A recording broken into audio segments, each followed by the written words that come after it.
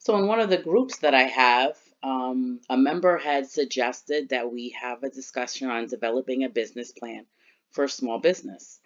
And I thought, well, that would be a great video for me to put together. We do have a small business uh, class that we teach at the school I go to that we discuss the steps in developing a business plan. So I decided I'd put something together. Um, First, why would you even need to put together a business plan? Well, if you were looking, starting up a business franchise, they probably would want you to maybe come up with a business plan, or if you were going to get a small loan, or if you wanted to make a pitch to a possible investor, so maybe a family member or a coworker that you know has some capital that they can invest along with you, and you want to, start a partnership. So you might have a written business plan, or you might have a business plan that you present, or you both a written that you hand into the bank or potential investor as well as present. So we're going to look at what a business plan is and what would normally be found in a business plan. So a business plan is the document designed by a professional or the business owner that details the major characteristics of the business, its product or service, its industry, its market, its manner of operations, like is it production, marketing, management, and its financial outcomes with an emphasis on the firm's present as well as the future. So there are professional business plan writers and consultants. They generally charge anywhere between $2,000 and $25,000. So obviously, if it's a very small business and there's not much in length of the document, you might be looking at 2,000. But if you're looking at a medium-sized or large business, you could be talking in double digits of thousands. However, the cost largely depends on the required quality of your plan, the complexity of your business plan, and the length of the document.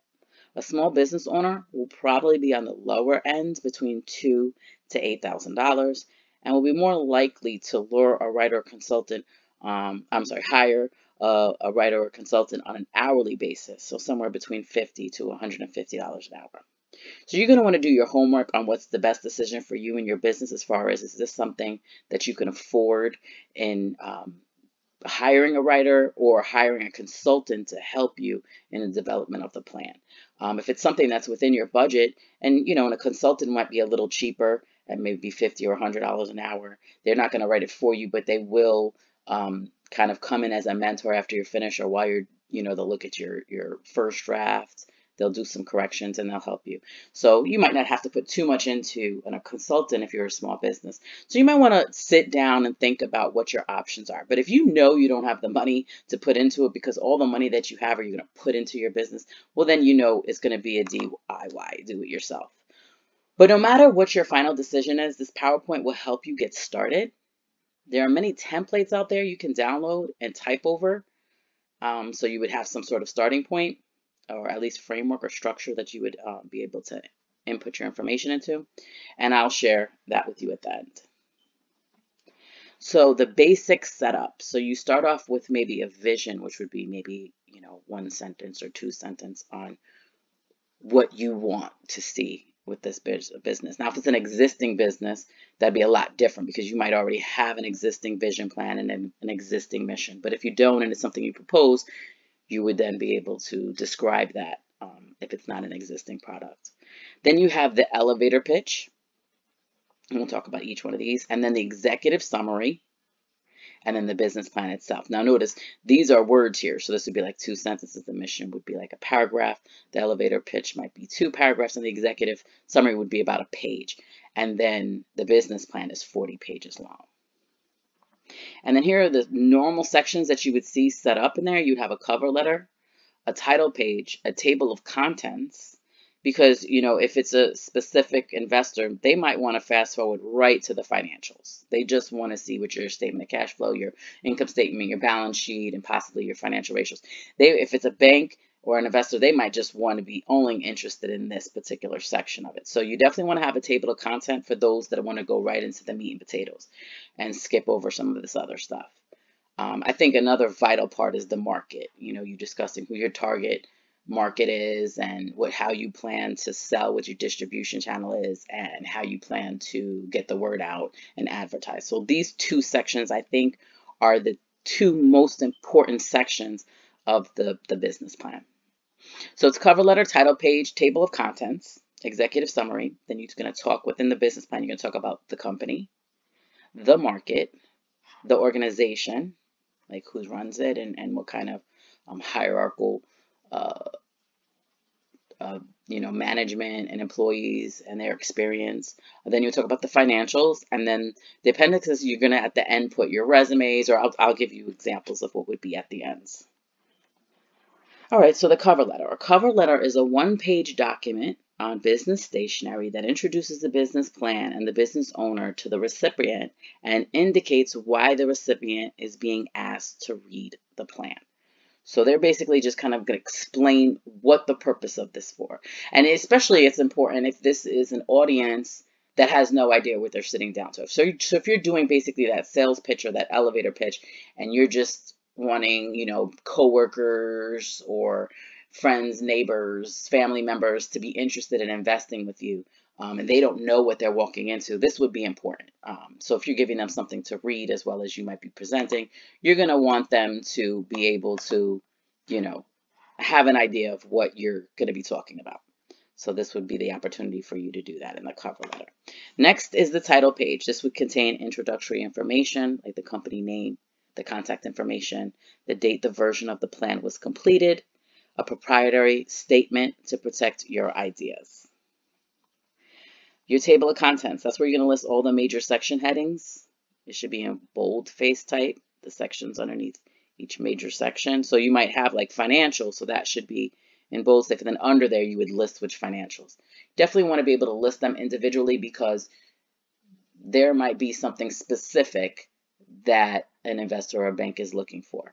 Usually it would be the statement of cash flow and financial ratio. So they would want to know exactly what page that is to fast forward and go to that section if that's what they're looking at. Normal type, you would put the page number on every page of the business plan. And I've seen a lot of business plans where there would be like a running header on the top or the bottom to be professional.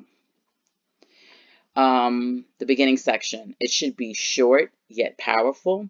So your vision, I left this open because I have an example for you to look at, but the vision really differs by different industries. So we'll look at an example for this sample that I came across, and then your value statements. Again, that would be, it would be so different, but the different industries. So for me, I have the Nicole, the business instructor, and I also do pro advising, where I go into helping companies acclimate to QuickBooks Online. So for me, my vision could be, bringing, QuickBooks Online to every business looking, to switch to the cloud. Because most of the clients that do hire me are using a desktop version and want to, move over to a cloud version, and they picked QuickBooks Online. So that might be something of my vision. And so let's look at this example coming up. I just want to mention real quick what the definition of mission statement is. It's a paragraph that describes the firm's goals and competitive advantages.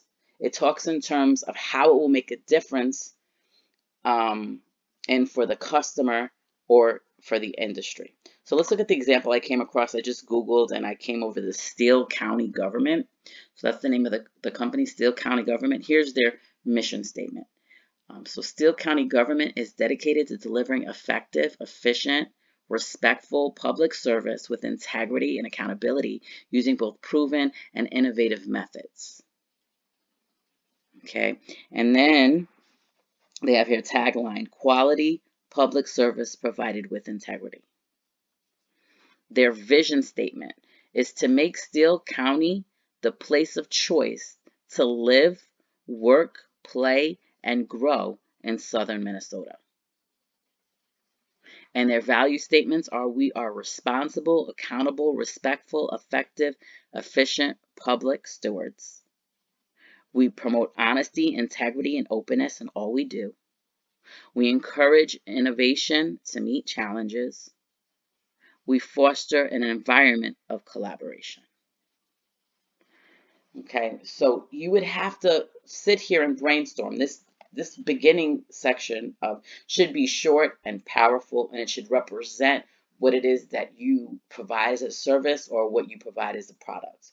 So you want to take your time. You also want to see what is out there and copywritten, because you don't want to, do any infringement of copyright laws. So do your homework on this. It should be well thought out. And if you are in an industry that's very saturated, you definitely maybe want to talk to a consultant because you don't want to put anything out there that could be possibly copywritten. Now, I know for the school I worked at before, our main vision statement was changing people, changing lives, but we've changed that. And so sometimes when you have a vision statement that you had for many years, many years, and then you change it, it's kind of awkward because we had so many things that had that saying on it. So once we changed it, it was like I had sweatshirts, I had pens, I had books, I had so many things that had that vision statement. So that's why I say make sure it's well thought out because it isn't anything that you want to change later. Because if you do change it, and that's fine because you probably can make an adjustment to it because companies do that. But if you do change it, then you have to keep in mind all the products and promotional items that you put out there with that vision statement now are pretty much null and void. But then again, I still wear my sweatshirt. All right. If you are physically presenting the business, include what's called the elevator pitch. And so that is a 30-second action-oriented description of a business designed to sell the idea of the business to others. So it leads with a hook, followed up with the purchase of the service, and ends where the business is now. It really needs to get the audience intrigued and wanting to hear more. So this sales pitch, this 30-second, this, so you want to say or do something that's absolutely like, what? Wow, okay, I want to hear what's going on here. And you want to answer within that 30 seconds if you can, what makes your firm unique or superior? All right, so the next section is your executive summary, and it is a 1 or 2 page, 250 to 500 word overview of the business, its business model, market, expectations, and immediate goals. Typically put at the start of a business plan, and it's the most popular summary form for a business plan. So what this is this is where you're doing like a quick snapshot of what you'll be talking about in the business plan. That's what you're going to condense it into 1 or 2 pages, and it's going to be a quick snapshot, really focusing on the company and the market and your goals. Okay. Now the business plan. So the business plan starts off with the company. So you're going to type up or present a company background. It should be a brief description of the company, the firm's current status, and the history of the business. You're going to reiterate that vision statement, but maybe even elaborate more on what that states. So you have the vision statement in the very beginning, but here you have the opportunity to delve into why that vision statement is a representative of your company. So you want to make sure that you get into why you chose that vision statement and how it represents you and your service or your product. Then you can get into your mission statement and then any specific goals and then any business competitive advantage that you have.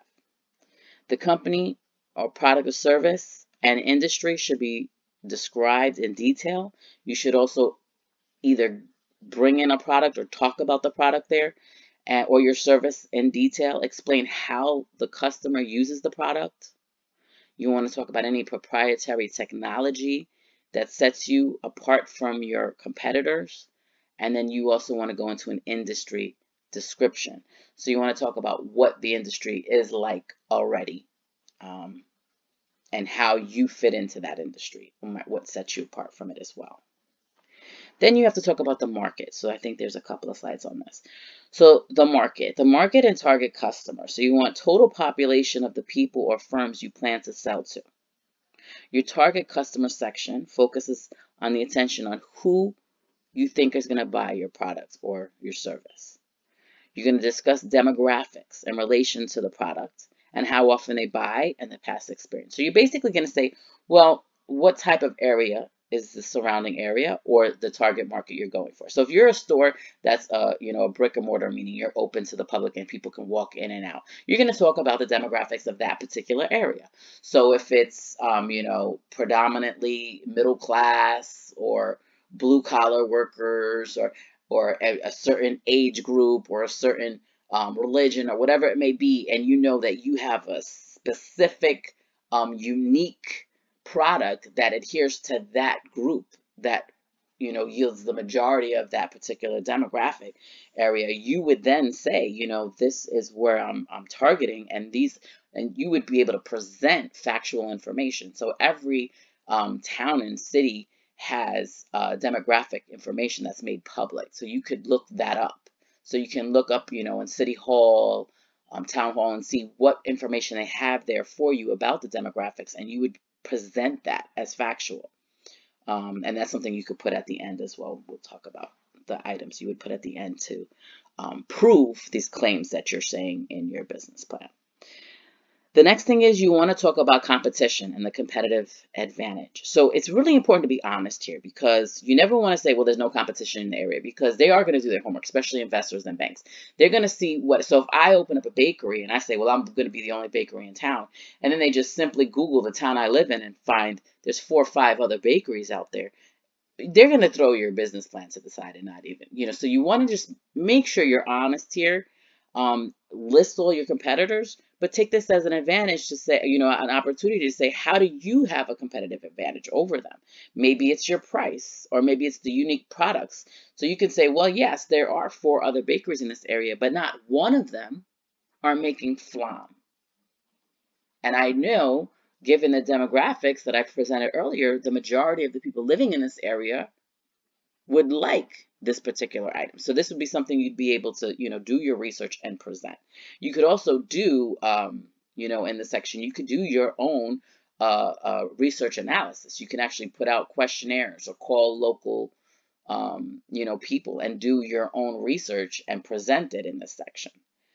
So you're going to talk about your major competitors, competing product or service, the market share, the average price. So you're going to see what your competitors' price are, and then you're going to say what your price is. And there's nothing wrong with your price being more if you could prove that the quality is better, and that you could prove that this demographic would be willing to pay for better quality. Whatever competitive advantages that exist, or any disadvantages. So again, it's important to be honest. And then what makes the product or service unique. And then the last thing I talk about in this page is marketing strategy. So the overall strategy your firm pursues in the market. So I don't know how many of you are business students, but there are things like a SWOT analysis, the 4 Ps. There's plenty of different marketing strategies that you can use. I would definitely pick one. You could maybe pick 2, but I would say pick 1. I know SWOT is a very popular one, so maybe the SWOT analysis, and use that and explain it and go in detail in each step. So you'd have to do your homework and look at the different marketing strategies that are out there, see which one you think fits best for your business and apply it. You want to look at a long-term competitive plan that shows how you protect your firm from efforts of the competition that unseat you. All right. Pre-selling. So that involves introducing your product to potential customers and taking orders for later delivery. So you're going to talk about any existing customers, existing customer contracts. That would be something you'd put at the end as proof if you have any written contracts with customers. You want to discuss any research and development that you put in place. You want to talk about the part of a business that is focused on creating new products or services and preparing new technologies, ideas, products, and services for the firm's market. So every business, even as we know, let's say a Coca-Cola, dominant, #1, but they're always on top of their game. They're always coming up with new flavors. They're always trying new things, expanding their product lines, buying new products, even outside of soda. They went in even to clothing industry. So to keep their #1 status, they're constantly putting money into research and development and figuring out how they can further expand within their industry and other industries. So this would be something that you would discuss in, not just what you have today, but what you plan for tomorrow and the years to come. So you might decide, well, I want to not only have flan, but I want to have, tres leche cake, and I want to have a double down fudge brownies, or whatever it may be, a brookie. I really love brownie cookies. So a brookies, and if you have a particular flavor or style that sets you apart from everyone else, You might say, well, this is something I plan to introduce, let's say in 2024. And I've already conducted a research questionnaire. I went to the mall, I gave out my products, I asked several people, and you can say, well, I asked 300 people in the area, and 80% of the people said they'd be willing to buy that at the price that I set forth for it that would be profitable. And again, you would have to do your homework because you would have to find out what your break-even cost would be for items or products or service. And then you would have to show them that and say, well, I would set it at this price, which would be a maximizing profit for this item, and say, I've done my research and I could prove that, and you would want to be able to prove this, through paperwork. Let's say, if you did rent a booth at the mall and you may be taking pictures or having an advertisement in the newspaper and then showing your results from that particular research that you did, showing that this new item that you plan to introduce next year would be very successful. These are the kind of things they want to see, that you're doing your homework, that you're prepared, and you understand what the target customers want. The next thing you're going to talk about is the organization. So you're going to talk about the legal and organizational structures. So the legal form of the business. The organizational structure of a firm makes clear how many employees they are and whether they are full-time or part-time, permanent or seasonal, family or non-family. Within the organization, you're going to talk about key personnel. You want to sell the most important single element of your business plan is you, the business owner. So you need to talk about any of your accomplishments, degrees, any experience. Do not limit yourself to the business. So you really need to sell yourself. Probably 99% of business plans, you're going to put your resume and any top investors, partners, or managers, supervisors. You're going to want to include their resume because they're going to need to see that you have experience in this field. If I say I want a bakery, but then I show for my resume that I've been a manager for 20 years at a bank, and I say, well, I've made cookies and brownies and cakes for my kids and parties, that's probably not going to be sufficient enough for an investor or a bank to say, well, yeah, I'm going to go ahead and give her, unless I could really prove that I've done research and given free items out there. But it'd be really hard because they wouldn't just say, yeah, I want to give you $20,000, $40,000 to start up this business, because they wouldn't be convinced that you'd be successful. Instead, they want to be able to see, and you could prove, I've been in this industry for years. I already have contacts and customers. I've already networked. I know suppliers. I know distribution channels to use. So you already have the experience. So this is where you're going to sell yourself here. You also want to look at related service providers. Identify your bank or banker, your attorney or any legal firm that you're associated with, your accountant or bookkeeper, or any other consultants. So you want to show that you already know how to run a business. If you have not, if you have not run a business, you want to be able to show here, I know what is needed. I know I need to have an attorney, or I need to have insurance, or I need to have an accountant or bookkeeper, or I'm going to do my own bookkeeping, and you can show I'm certified in QuickBooks, and I've taken several courses in this. I know how to do bookkeeping. So this is where you're going to discuss that section. You look at major relationships that I've already established with well-known suppliers or customers, and then you would talk about, if it's a bigger business, the board of directors and the board of advisors and what their roles would be. The next step, or the next section that you would, and this is something that I said already that's very important, is your financials. So if you're already an existing business, but you're a new business, so you're going to go back to 1 to 5 years. So if you're a new business and you only have 1 or 2 years in business, you might only present 1 year. If your first year was pretty much, a half a year and was a flop, you might not even want to use that. You'll just use the first full year that you can show some credentials. Now, I have had people tell me, well, I did show red for the first 3 years of business. My expenses outweighed my revenues. That's expected. Even the IRS expects that. So there's nothing wrong with showing that. It's not going to discourage them, because it's something that most people go through in starting a business, that you're going to struggle for the first couple of years, but you have to establish yourself within the community. However, you don't want to present if it's really going to put a dark cloud over things. So you might just want to skip the financials if it's really, if you're questionable about that, then I would talk to a consultant on what you should present. But if your business is in pretty decent standing, I would go for 1 to 5 years, with 5 being the cap. So if you have been open 6, 7, 8 years, I would go for the last 5 years. You can use comparative analysis as well, meaning you can use comparative balance sheets or comparative statements flow or comparative income statement or profit and loss statements, especially if there was a steady increase over the years. So if there's been a steady increase, you most definitely want to show the last 5 years in a comparative analysis statement.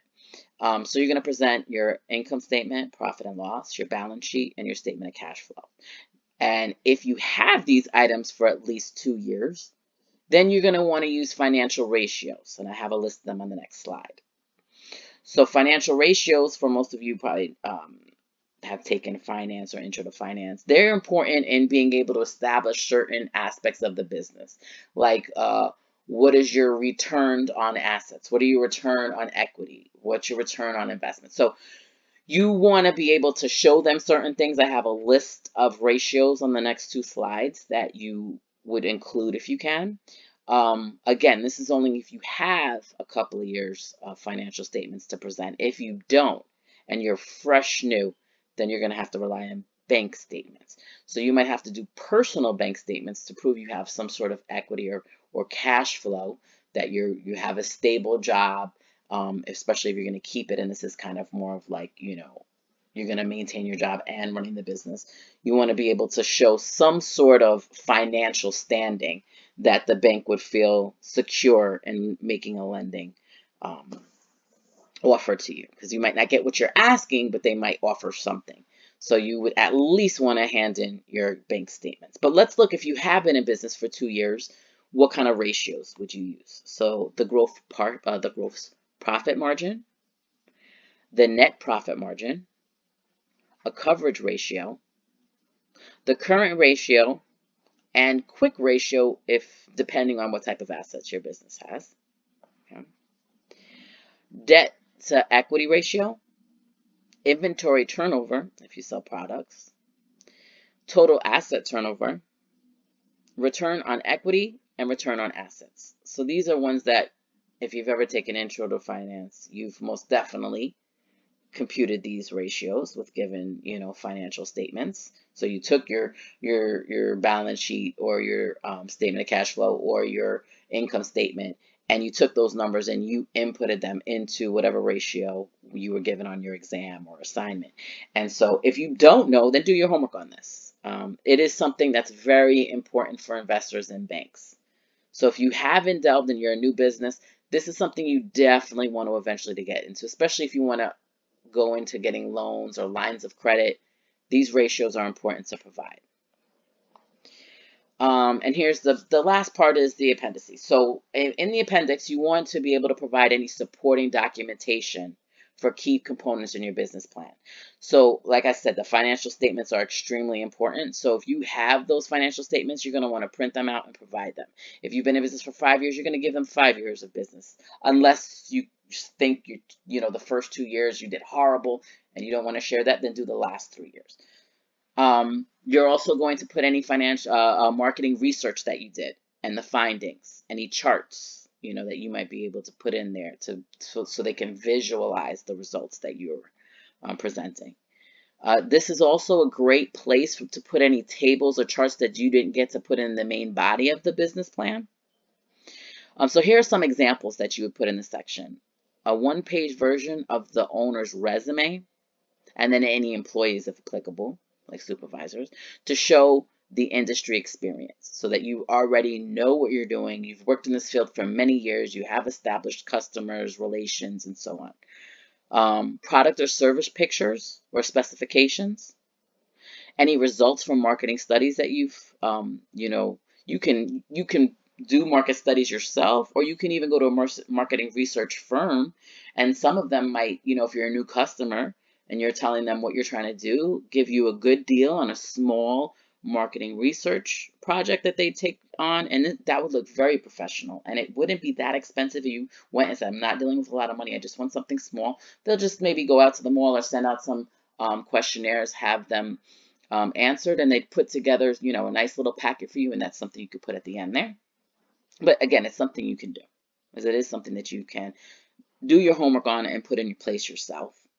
Any specifications or results from the marketing studies, any industry reports that you think are important for investors or banks to take into consideration, any flyers of future events or sales that you have upcoming that you think they should be interested or have knowledge about.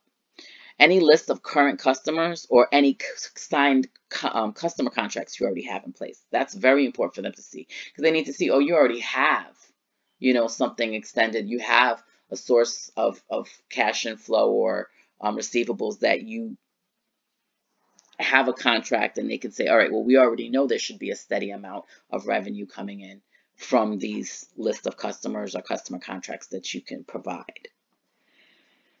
Things you want to avoid. Okay, so you don't want to do certain mistakes that kind of just discredit you. You don't want to overstate projected numbers, sales. So if you haven't started your business, but you're throwing numbers and they start asking you like, well, how are you doing this? Well, I just kind of feel like I'm going to sell about this much. But where are you getting that you're going to sell? How you're going to make these sales? Well, I just kind of have the feeling. No, you have to make sure you're using numbers that you have researched and you can prove that the projections are close to being adequate. You don't want to put any uncertain sales due to lack of unrealistic expectations. You don't want to do any overlooked competition or unreported competition. I explained that. That is something they are going to look at. They are going to research and say, is there anybody in the vicinity? And they might do a 60-mile radius. And usually they'll tell you what they're going to do. So they might look at a 60-mile radius.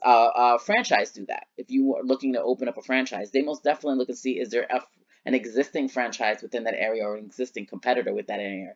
And they might not allow you to open it just because of the location you chose. You might have to expand a little further because they don't want certain stores to be within the same amount of area space. Experience deficits. So like I said, if I'm going to open up a bakery, but I've never had any experience, I might hold off a couple of years and decide, let me go get a job and work at the local bakery so that I have knowledge of what customers like, how to make the products, and so on. So if you don't have any experience, you're probably going to want to hold off and get some experience so you don't have any experience deficit.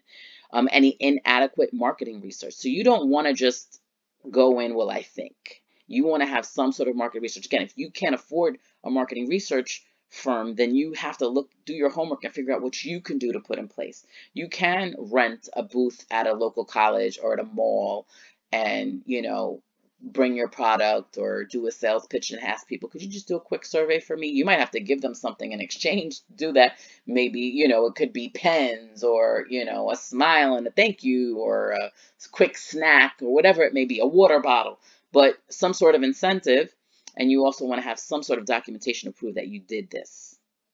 So a picture or an ad in the newspaper or ad in the local student union paper or whatever it may be if it's a college. So you want to have some sort of proof as well. Inadequate or undefined target audience. So if you're just, throwing some information out there, but you're not really factually saying why you think that this target audience exists within that demographic, they're going to discredit you. Including irrelevant information. So you don't want to put in things just because it's something you feel good about. You want to make sure it's relevant to the investor or the banker. And not knowing or not identifying your distribution channels. How are you selling items? Are you selling them not only in the store, but you're also doing eBay or Craigslist, or you want to explain all your distribution channels you plan to use. The more, the better. If you're going to do a presentation, the key things you should focus on is your passion for the business. So if you're passionate about it, that's going to impress them. Your expertise about the business and the plan. So know that plan inside out. How professional and knowledgeable you are in your work. Be prepared to answer several types of questions. I always tell students when they do presentations, it's okay if you don't know the answer. It's how you handle that. So if somebody asks you a question, you might have to say, you know what? Let me get back to you on that. That's a great question. I want to get back to you. I think I know what the answer, but I don't want to, misguide you in any way with my answer. So if you could allow me to get back to you, within a phone call later on this evening, or, following up with an email right after this, but I can't answer that exactly at this time. how you handle it. And if it's professional, it's understandable. Not everybody, knows everything. So they might come across one or two questions. Now, if you're there asking a question and every single question you can answer, then you're in trouble. So that's why I say be prepared to answer them. Practice the presentation countless times so the words basically roll out of your mouth with ease. So if you're the type that, and I have seen students like this that are very nervous in public speaking, you want to make sure you practice and practice and practice. And the more acclimated you get with talking in front of people and reading slides and still being able to give eye contact and smiling and being able to stop and answer a question without getting nervous or without it throwing you off, the better. So you're going to want to practice. And what I used to do when I was in college was I used to practice with my roommate or practice with my suite mate or practice with another student from the class and have them ask a question in the middle, or have them throw you off for a second to make sure that if something like that does happen, you can handle it adequately. Another thing, maintain eye contact when presenting. So if you're doing this in person, you want to maintain eye contact. That is something in body language, of communication and body language, that shows trustworthiness, shows honesty. So you want to look at them. You want to smile. It is important to grab the audience and to feel like, well, this person knows what they're talking about. They're friendly. I would want to buy from them. So those are the kind of things that you need to do to make sure. I know that it could be nerve-wracking to have to look in everybody's eyes, but it's something that, again, go back to practicing because you have to do that. Do your homework on your investors and have an idea of what they will be looking for. It's just like going on an interview. I tell all my students, look at the business you're interviewing with, look at what credentials they're looking for, and look at what kind of things they offer their employees. If you're in the middle of an interview and they ask you a question, I think it's kind of impressive to say, well, you know what, I was looking at your website and I have a question for you. And I think that's very impressive. That's happened when I've interviewed somebody, and I was impressed by that. Like, wow, oh, okay, you did hear about our employee stock option program. That is something that we offer, but it just shows how interested you are. So do your homework on your investors. Have an idea of what kind of questions they ask. There's probably information out there that you would have an idea of the things that they might ask or be looking for. And I believe this is my last slide, the templates. So do your homework to find out the right template for you and your business. Microsoft Word offers a basic template as well as several business websites do as well, like HubSpot. So I found many templates, but I didn't want to share any ones that cost money. I did come across a few of them that after you put in the information at the end, they ask you to join for $9 a month. And if it's a decent template, you might as well try it. And then at the end, they'll probably give it to you if you do $9 a month. And maybe you have to do it for 1 month. And it was a $9 template. But there's also free ones. So here's one, the SBA. So the Small Business Administration, it's SBA.gov. So this is a government site, has a guide in helping small businesses getting started. And one of the things is they have a template, or a few templates, I think there's 3 in total, on how to write a business plan. I'm about to go to their page. And the SBA also has other features you may be interested in exploring, like startup costs. So they have a startup cost guide. They even have a calculator in there. And they even have a fillable Excel spreadsheet that kind of walks you through the process of thinking, do I need money for this? Do I need money for that? And so on. So, and somebody did mention to me, like inexpensive business startups. So I think that might, let me know in the comments if you're interested in something like that. That might be a presentation I'll put together next. But here's the SBA, the Small Business Administration website. Again, it's sba.gov. So you can Google this, or I don't know if you'll be able to see it from here, but it's this right here, business /guy, /plan your business. So, and again, I would just Google it. I would just go to sba.gov, business plan, and it'll come up. And just make sure it says .gov, not .com. And here's the site. And as I said, there's other things that they have here for small businesses. Calculate your startup costs, establish business credit, fund your business, buy an existing business or franchise. So they talk about franchising. I've had many students that went off and started their own business. And one of them, I remember, wanted to do a franchise. And I said, do your homework on franchises. Really do your homework on franchises, because there's a lot of people that think because it's an established business, it's a definite shoo-in. And, the town that I lived in before, I love Popeyes, but Popeyes came and went. Now it's finally, steady and doing very well. But sometimes franchises aren't good, or some, like Dunkin' Donuts. I don't know if you noticed this. Again, with the last town I lived, there was literally a Dunkin' Donuts every mile. And I mean, I find that concerning. Like I said, some franchises obviously say to you, no, if it's within 2 mile radius, we're not going to allow you to open up. Well, obviously Dunkin' Donuts doesn't do that, because they literally had a Dunkin' Donuts every mile. So these are things that you want to look into. So, and then the location. That's very important as well. Location. Because I know the one near me, it wasn't easy to get in and out of. So I'm sorry, I'm still talking about Popeyes. The Popeyes that was near me in the town I lived in, it was extremely difficult to get in and out of that Popeyes because it was in a shopping mall. So it wasn't like it was just you going into the Popeyes. And the way that it was set up, there was, I mean, everybody would have been parking, so it was very difficult for cars to pile up. And then when you're in line, you're blocking somebody parking. So the location was horrible. I think that's why that one didn't make it. So you want to do your homework on all of that. So, and this is all on the government website, and so you want to click on this if you're exploring these things. And they have down here a template for you. They actually have a few of them. And then here, as you see, everything I discussed, they have executive summary, company description, marketing analysis, organization and management. I didn't get it from here. I actually used the template from a textbook that we use it in our school. But here's Rebecca's business plan, Andrew's business plan, and they have another one on the bottom. So I have it here. This is just a sample business plan that I got from them. And so they have their top here. So you can download this a Word document, but you'd have to make changes to it because they have their top on there saying this is an example from SBA.gov. And it's very simplistic. So this one's Rebecca's. And you see they have the running header on the bottom. This one's very simplistic. It's very short, but at least kind of outlines something for you.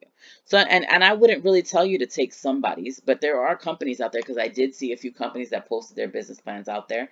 And if it's industry specific for you, like if you're doing technology, or my example I always use for accounting is a bakery, and you have it out there, that might be a great frame for you to use. But like I always say, don't steal somebody else's, idea. So, and they know what's out there. So as far as resumes, I had a recruiter that came in and said they had this huge influx of the same resume. And he said, well, somebody must have posted their resume out there and everybody was copying it and it was saying the same thing. And he actually would chuck every resume that looked the same, because he realized somebody must have put their resume out there and everybody was stealing it. So you don't want to take an example or sample out there and just basically use it, because banks and investors are going to see that. They're going to know that. So you don't want to do that. But you can use them as a kind of like a sample or example to kind of give you a direction. And make sure that you're putting in your information there. So as you see here, they have industry. We can do it consulting. We'll join the office management and business process improvement consulting industry. Generally large consulting firms such as KEG Consulting work with international corporations with smaller consulting firms, work with both large corporations and smaller organizations, usually closer to home. So they're going to talk about what sets them apart from other consulting firms in their area and what their structure is like, and the industry, and here it's shrank, and the economy. So they're going to talk about all of this. And this is a great example for you to look at and see, how would this apply to my business? And if it doesn't, it doesn't. Look at another example and see if that example applies to yours. So I'm going to leave it here to say to you, if you come across a good template, please put it in the comments. I love when people share things in the comments for others. Share knowledge. So if you have a great template to share, please put it in the comments. If I come across any or somebody suggests one to me, I will put it in the description of this video. And if you have a future video suggestion, please also put that in the comments. I would appreciate it. Thank you.